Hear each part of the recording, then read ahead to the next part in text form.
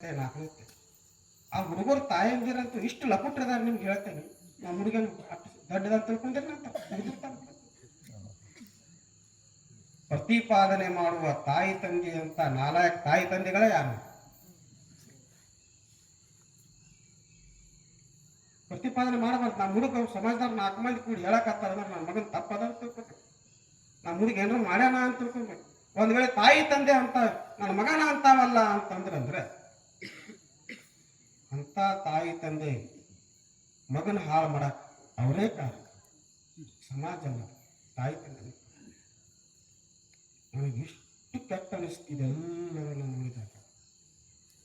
ಈ ದೇಶದ ಭವಿಷ್ಯ ಇದೆ, ಸಮಾಜದ ಭವಿಷ್ಯ ಇದೆ, ಈ ಸಂಸ್ಕೃತಿಯ ಭವಿಷ್ಯ ಇದೆ, ಈ ದೇಶದ ಭವಿಷ್ಯ ಇದೆ, ನಮ್ಮ ಪರಂಪರೆಯ ಭವಿಷ್ಯ ಇದೆ.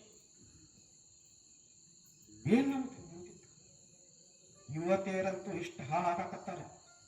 ಅವ್ರ ಬಗ್ಗೆ ಹೇಳ್ತಂದ್ರೆ ನಿಮ್ಗೆ ಇತಿಹಾಸ ತೆಗಿತಂದ್ರೆ ಮುಗಿದ್ಬೇಕು. ಅಂತ ಹೆಣ್ಮಕ್ಳಿದ್ದಾರೆ ನಮ್ಮ ದೇಶದಲ್ಲಿ. ಝಾನ್ಸಿಬಾಯಿ ಲಕ್ಷ್ಮೀಬಾಯಿ, ಕಿತ್ತೂರು ಚೆನ್ನಮ್ಮ, ಕೆಳದಿ ಚೆನ್ನಮ್ಮ, ಒಣಕಿ ಒಬ್ಬಮ್ಮ, ಎಂತ ಅವ್ರ ಜೀವನ ಎಂತ ಜೀವನ ಇತ್ತು. ಈಗಂತ ಜೀವನ ರೀ. ನನ್ನ ಚಡ್ಡಿ ಟಿ ಶರ್ಟ್ ಹಾಕೊಂಡು ಹೊಂಟ್ರಂದ್ರೆ ಇವು ನಮ್ಮ ದೇಶದವರು ಬೇರೆ ದೇಶದವರು. ನಿನ್ನೊಬ್ಬ ವಿದೇಶದವ ಫೋನ್ ಮಾಡಿದ, ಅಮೇರಿಕಾದವ ಫೋನ್ ಮಾಡಿತ್ತು. ಡೆನ್ವರ್ದೊಳಗೆ ಇರ್ತಾನೆ, ಅಮೇರಿಕಾದ ಡೆನ್ವರ್ದೊಳಗೆ ಇರ್ತಾನೆ. ಅವ್ನು ನನಗೆ ಫೋನ್ ಮಾಡಿದ. ನನಗಂದ, ಅಪ್ಪಗಳ ಈಗ ಅಮೇರಿಕಾದಾಗ ನಾವು ಎಲ್ಲೆಲ್ಲಿ ಹೋಗ್ತೀವಿ ಅಲ್ಲೆಲ್ಲ ಒಂದೊಂದು ಯೋಗ ಸೆಂಟರ್ ಸಿಗ್ತದೆ. ಅಪ್ಪಗಳ ನಾವು ಎಲ್ಲೆಲ್ಲಿ ಹೋಗ್ತೀವಿ ಅಲ್ಲ ಭಾರತೀಯ ಊಟ ಸಿಗತ್ತ. ಅಮೇರಿಕಾದವರೆಲ್ಲರೂ ಭಾರತೀಯ ಊಟ ಉಣ್ಣಾಕತ್ತಾರ. ಪುಂಡಿ ಪಲ್ಯ ತಿನ್ನಾಕತ್ತಾರ, ಬದ್ನಿಕಾಯಿ ಪಲ್ಯ ತಿನ್ನಾಕತ್ತಾರ, ರೊಟ್ಟಿ ತಿನ್ನಾಕತ್ತಾರ, ಚಪಾತಿ ತಿನ್ನಾಕತ್ತಾರ, ರಾಗಿ ಮುದ್ದಿ ತಿನ್ನಾಕತ್ತಾರ. ಆದ್ರೆ ಅಪ್ಪಗಳ ಭಾರತಕ್ಕೆ ಬಂದು ನೋಡಿದ್ರೆ ಎಲ್ಲ ಕಡೆ ಬರೀ ಕೊಳ್ತಿದ್ದ ಆಹಾರ. ಯಾವ್ದ್ರಿ?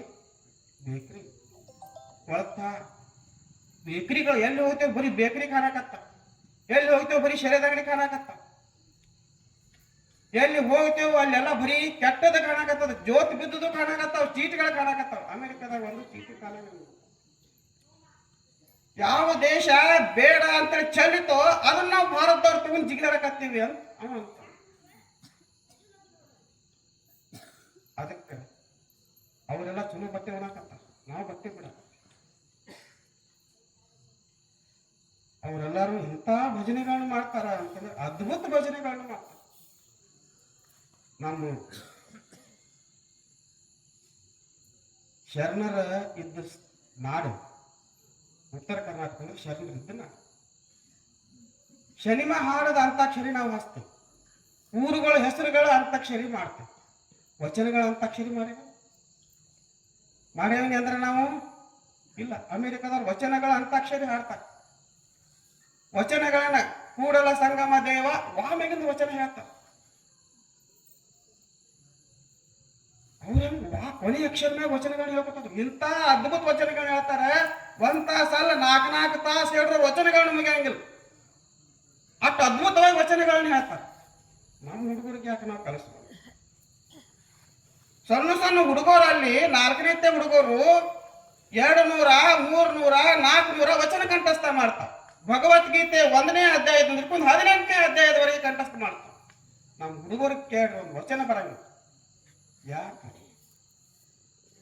ನಾವೆಲ್ಲೂ ಎಡಬೇಕು. ಎಷ್ಟು ಎಡವಾಕತ್ತೀವಿ ಅಂತಂದ್ರೆ ಹೇಳಲಿಕ್ಕೆ ಬಾರದಷ್ಟು ಎಡಬೇಕು. ಅದಕ್ಕಾಗಿಯೇ ನನಗೆ ಅನಿಸ್ತು ಬಹಳ ಕಷ್ಟ ಇದೆ ಜೀವನ. ನಮ್ಮ ಮಕ್ಕಳನ್ನ ಈಗ ಸೆರೆ ಕೊಡೋದು ನಾವೆಲ್ಲರೂ ಕೂಡಿ ಬಿಡಿಸಿದೀವಿ. ಯುವಕರು ಬದುಕ್ತಾರೆ, ಇಲ್ಲ ಯುವಕರು ಹಾಳು. ಮೊಬೈಲ್ದಾಗ ಗೇಮ್ ಆಡೋದನ್ನ ನಾವು ಈಗ ನಿಲ್ಲಿಸಿದೀವಿ ನಮ್ಮ ಮಕ್ಕಳಿಂದ. ನಮ್ಮ ಯುವಕರು ಬದುಕ್ತಾರ, ತಾಯಿ ತಂದೆನೂ ಬದುಕ್ತಾರೆ. ಇಲ್ಲಾಂದ್ರೆ ಯುವಕರು ಹೋಗ್ತಾರ, ತಾಯಿ ತಂದೆನೂ ಹೋಗ್ತಾರೆ.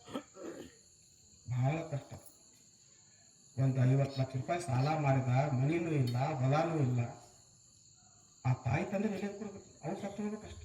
ಮಗನೂ ಸತ್ತು ಹೋದ, ತಾಯಿ ತಂದೆ ಸತ್ತು ಹೋಗ್ಬೇಕಂತ ಕೊಡಕ್ಕಾಗಂಗಿಲ್ಲ. ಇಷ್ಟು ಕಷ್ಟ ನಮ್ಮ ಹುಡುಗರು ಮಾಡಕತ್ತ, ಇಷ್ಟೊಂದು ಹೀನಾಯತ್ ಸ್ಥಿತಿಗೆ ನಮ್ಮ ಮಕ್ಕಳು ಬಿಟ್ಟ. ಅದಕ್ಕೆ ನಾವೆಲ್ಲರೂ ಎಲ್ಲರಂದ್ರೆ ನಾವು ಇಷ್ಟ ಕೂತೇವೆ ಅಂತೇಳಿ ಅಲ್ಲ, ಬಹಳ ಮಂದಿದೆ. ದೇಶದ ಪ್ರತಿಯೊಂದು ಮೂಲೆಯಲ್ಲಿರುವಂಥ ವ್ಯಕ್ತಿಗಳೇ ಮಾಡಬೇಕಾದಂಥ ಕೆಲಸ, ನಾವೆಲ್ಲರೂ ಸೇರಿ ಮಾಡಬೇಕಾದಂಥ ಕೆಲಸ.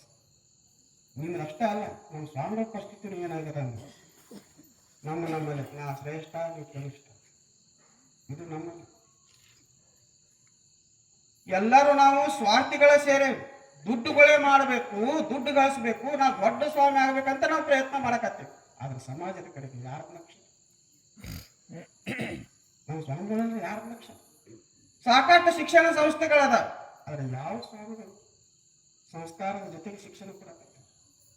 ಕ್ರಿಶ್ಚಿಯನ್ರಲ್ಲಿ ಹೋಗಿ ನೋಡ್ರಿ, ಅವ್ರ ಸಂಸ್ಥೆಗಳಲ್ಲಿ ಹೋಗ್ರಿ, ಅವ್ರ ಬೈಬಲ್ ಕಂಠಸ್ಥ ಮಾಡಿಸ್ತಾರೆ. ಮುಸಲ್ಮಾನರಲ್ಲೇ ಹೋಗಿ ನೋಡ್ರಿ, ಅವ್ರ ಪುರಾಣ ಕಂಠಸ್ಥ ಮಾಡ್ತಾರೆ. ನಮ್ಮಲ್ಲಿ ಶರಣರ 4 ವಚನಗಳನ್ನು ಕಂಠಸ್ಥ ಮಾಡಿಸ್ತಾರೆ. ಭಗವದ್ಗೀತೆ 4, ಉಪನಿಷತ್ 4, ನಿಜಗುಂಡ್ರ ಶಾಸ್ತ್ರ ಯಾರು 4 ಕಂಠಸ್ಥ ಮಾಡಿಸ್ತಾರೆ. ಒಟ್ಟೆ ನಮ್ಮ ತಾಯಿ ತಂದೆಗೂ ನಮ್ಮ ಮಗ ಚಲೋ ಆಗೋದು ಬೇಡ, ನನ್ನ ಮಗ ಅಂಕದಾನ ಜಾಸ್ತಿ ತಗೋಬೇಕು, ಮಾರ್ಕ್ಸ್ ಜಾಸ್ತಿ ತಗೋಬೇಕಂತ ನಮ್ಮ ತಾಯಿ. ಯಾವ ತಾಯಿ ತಂದೆಗೂ ನನ್ನ ಮಗ ಚಲೋ ಆಗಲಿ, ಪೈಲ್ವಾನ್ ಆಗಲಿ ಅಂತ ಯಾವ ತಂದೆದು ಇಚ್ಛೆ ಇಲ್ಲ, ತಾಯಿ ತಂದೆದು ಇಚ್ಛೆ ಇಲ್ಲ. ನನ್ನ ಮಗ ಆರೋಗ್ಯವಾಗಿ ಚಲೋ ಆಗಬೇಕು ಅಂತೇಳಿ ಯಾವ ತಾಯಿ ತಂದೆಗೆ ಇಚ್ಛೆ ಇಲ್ಲ. ಇರೋದು ನನ್ನ ಮಗ ಚಲೋ ಮಾರ್ಕ್ಸ್ ತಗೋಬೇಕು. ಈ ಪರಿಸ್ಥಿತಿ ಇರುವ ನಮ್ಮ ಸಮಾಜ ಇದು ಅಧೋಗತಿಗೆ ನಡೆದ. ಅದಕ್ಕಾಗಿ ನನಗೆ ಅನಿಸ್ತು, ನಾವೇನಾದರೂ ಮಾಡಲೇಬೇಕು, ಹಿಂಗೆ ಬಿಟ್ಟರೆ. ಅದಕ್ಕಾಗಿ ನಾವಿನ್ನು ಊರೊಳಗೆ ಎಲ್ಲರೂ ಭಾಗವಹಿಸ್ಬೇಕತ್ರ. ಕೆಲವು ಜನ ಬರಂಗನೇ ಇಲ್ಲ, ಏನು ಕೆಲಸ ಇರಂಗಿಲ್ಲ, ಮನೆ ಕಡೆ ಬರಕ್ಕೆ ಎಲ್ಲರೂ ಇದ್ರಾಗ ಸೇರ್ಬೇಕು. ಎಲ್ಲರೂ ಇದು ನನ್ನ ಕರ್ತವ್ಯ, ಈ ಕರ್ತವ್ಯದೊಳಗೆ ನಾವು ವಿಫಲ ಆದ್ರೆ ಅಂದ್ರೆ ಹಿಂದೆ ಎಷ್ಟೋ ಶತಮಾನಗಳಿಂದ ಬಂದಂಥ ಈ ಸಂಸ್ಕೃತಿ ಹಾಳು ಮಾಡಿ ಹೋಗ್ತೀವಿ, ಈ ಕಣ್ಣು ಮುಚ್ಕೋತೀವಿ. ಅದಕ್ಕೆ ನಾವು ಎಚ್ಚರ ಆಗಬೇಕು. ಯುವಕರು ಇವತ್ತೇನು ಅವಶ್ಯಕತೆ ಇಲ್ಲ, ಈಗೇನು ಕೂತಿ ಹಿರಿಯರ್ ಕಾಳ ಅವಶ್ಯಕತೆ, ಇವ್ರು ಮಾಡಬೇಕಾದಂಥ ಕಾರ್ಯ. ಅದಕ್ಕೆ ನನಗನಿಸ್ತು ನಾವೆಲ್ಲ ಎಚ್ಚರ ಆಗಬೇಕು. ಇನ್ನು ಮಲಗಿದ್ರೆ ಇನ್ನು ಮಲಗಿದ್ದೇವೆ ಅಂದ್ರೆ ಕಾಯಂ ಮಲಗ್ತೀವಿ, ಎಚ್ಚರ ಆದರೆ ಒಂದು ಎಲ್ಲೋ ಸ್ವಲ್ಪ ಬರ್ತಕ್ಕೆ ಸಾಧ್ಯ ಆಗಲ್ಲ. ಅದಕ್ಕೆ ನಾವೆಲ್ಲರೂ ಕೂಡೋದು ಇದೊಂದು ಅಭಿಯಾನದ ರೀತಿ ಒಳಗೆ ಹೋಗ್ಬೇಕಾಗುತ್ತೆ. ಇದು ಮನೆಗೆ ಹೋಗಿ ಮುಟ್ಟಬೇಕಾಗುತ್ತೆ. ಮನೆಯೊಳಗೆ ಪ್ರತಿಯೊಂದು ತಾಯಿ ತಂದೆ ಮಕ್ಕಳಿಗೆ, ಮೊಮ್ಮಕ್ಕಳಿಗೆ, ಮರಿ ಮಕ್ಕಳಿಗೆ ಎಲ್ಲರಿಗೂ ಇದು ಗೊತ್ತಾಗುತ್ತೆ. ಆ ರೀತಿಯಾಗಿ ಇದೊಂದು ಅಭಿಯಾನ ನಡೀಬೇಕು, ಇದನ್ನು ನಡೆಸಲೇಬೇಕು. ಆ ನಿಟ್ಟಿನೊಳಗೆ ಇವತ್ತಿನ ಸತ್ಸಂಗಕ್ಕೆ ಏನು ಭಾಳ ದೊಡ್ಡ ಏನು ಆತ್ಮಜ್ಞಾನಿಗಳು ಇನ್ನೇನು ಆಗೋಗಿದೆ, ಆದರೆ ಇದು ಬಹಳ ಮುಖ್ಯವಾಗಿ ನಮಗೆ ಬೇಕಾಗಿದೆ. ಒಂದು ಉದ್ದೇಶದಿಂದಲೂ ಈ ವಿಷಯವನ್ನು ನಾನು ಆ ದೃಷ್ಟಿಯಿಂದ ನಾವೆಲ್ಲರೂ ಚಲೋ ಒಳ್ಳೆಯವರಾಗಬೇಕು ಅಂತ ಹೇಳ್ತಾ, ಪೂಜ್ಯ ಗುರುಗಳು ಬಹಳ ಅದ್ಭುತವಾಗಿ ನಿಮಗೆಲ್ಲ ಹೇಳಿದರು. ನಾವೆಲ್ಲ ಒಳ್ಳೆಯದ ಕಾರ್ಯವನ್ನು ಮಾಡಬೇಕಾಗಿದ್ದೀವಿ ಅನ್ನೋದನ್ನು ನಮ್ಮ ತಾಯಿನೂ ಹೇಳಿದರು.